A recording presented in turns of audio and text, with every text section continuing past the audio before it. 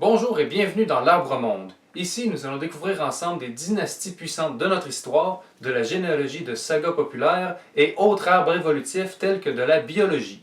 Aujourd'hui et pour les prochaines semaines, nous allons voir ensemble les différentes dynasties régnantes du Royaume de France. Alors commençons par les Mérovingiens.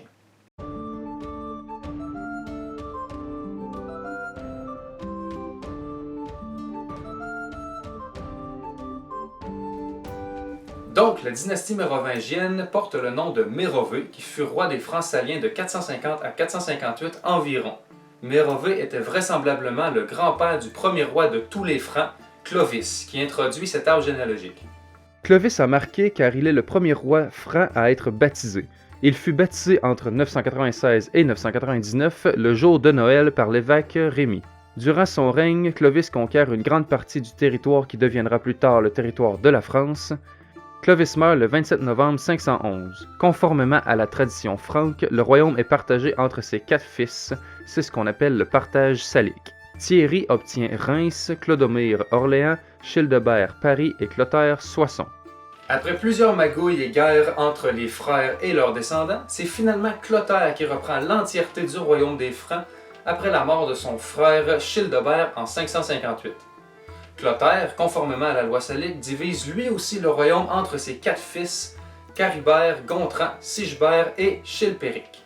C'est finalement Clotaire II, fils de Chilpéric Ier et petit-fils de Clotaire Ier, qui hérite du royaume des Francs après la mort de ses petits cousins Tibère II, Thierry II et Sigebert II entre 612 et 613. À sa mort, Clotaire est succédé par ses fils Dagobert Ier et Caribert II. Ce dernier meurt en 632 sans descendance, son frère hérite alors de l'entièreté du royaume. On entre alors dans la période sombre de la dynastie mérovingienne, appelée la période des rois fainéants. Durant cette période, les rois se succèdent après seulement quelques années et le pouvoir est entre les mains du maire du palais, qui agit plus ou moins comme premier ministre et dirige de fait le royaume. Les rois fainéants sont si inutiles aux yeux des maires du palais qu'en 737, à la mort de Thierry IV, Charles Martel décide, en tant que maire du palais, de ne pas nommer de successeur à Thierry. Charles Martel dirige donc le royaume seul, sans toutefois être couronné roi. À sa mort en 741, Charles Martel est succédé par son fils Pépin.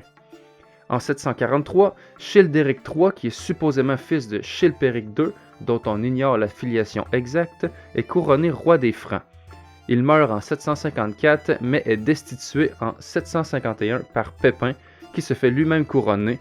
Il devient Pépin Ier, dit le Bref, premier roi de la dynastie carolingienne, mais ça, c'est une autre histoire. Merci à toutes et à tous d'avoir regardé cette petite présentation. Il s'agit d'une version renouvelée de mes anciennes vidéos. J'espère que ça vous plaît parce que je m'engage à vous offrir une vidéo à tous les 10 jours. Sur ce, je vous invite à me rejoindre le 30 pour voir la dynastie carolingienne.